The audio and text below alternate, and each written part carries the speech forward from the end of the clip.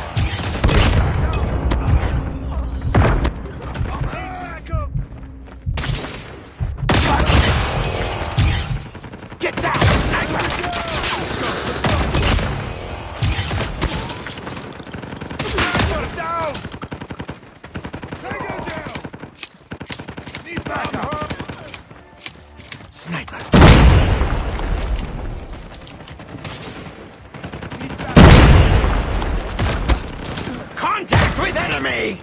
I got shot! Let's go! Down, sniper! Enemy contact! Tango down! Contact with enemy!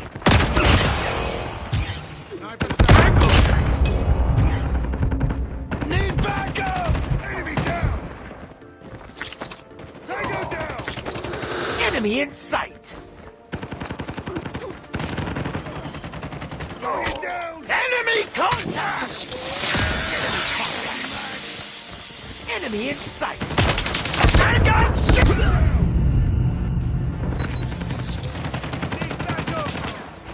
Enemy contact!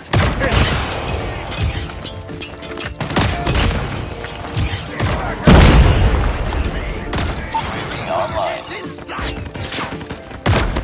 Get down! Objective almost complete. Keep it up. Enemy contact! Contact with enemy!